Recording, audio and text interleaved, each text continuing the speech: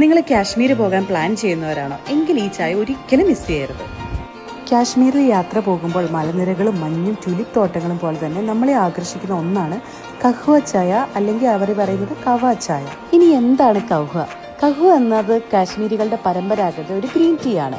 Green tea ഇലകളിൽ കുങ്കുമപ്പൂവ്, അതായത് സാഫ്രം, ഏലക്ക, കറുവപ്പട്ട, ബദാം, ചിലപ്പോൾ തേൻ എന്നിവ ചേർത്ത് തയ്യാറാക്കുന്ന ഒരു സുഗന്ധ പാനീയം. ഒരു സാധാരണ ചായയല്ല ഇത്. കാശ്മീരിന്റെ സംസ്കാരവും അതിഥി സൽക്കാരവും ചരിത്രവും നിറഞ്ഞ ഒരു പാനീയമാണ്.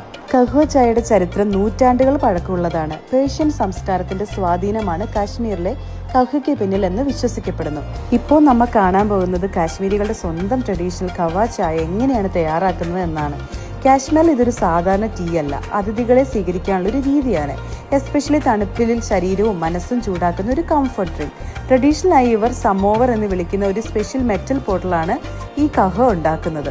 ആദ്യം വെള്ളം ബോയിൽ ചെയ്യുന്നു, അതിലേക്ക് ഗ്രീൻ ടീ ലീവ്സ് ഇവർ ചേർക്കും.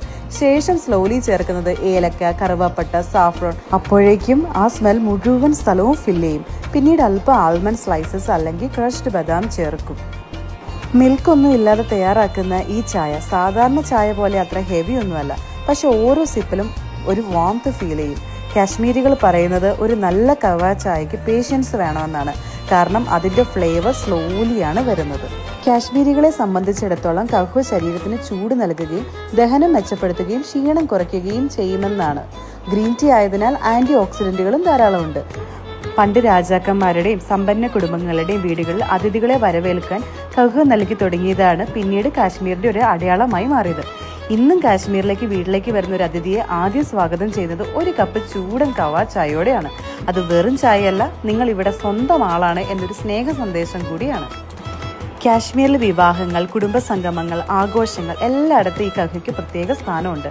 പ്രത്യേകിച്ച് ശീതകാലത്ത് കുടുംബം മുഴുവൻ ഒരുമിച്ചിരുന്ന് കഹ്വ കുടിക്കുന്ന അവിടുത്തെ ഒരു മനോഹരമായ പതിവാണ്.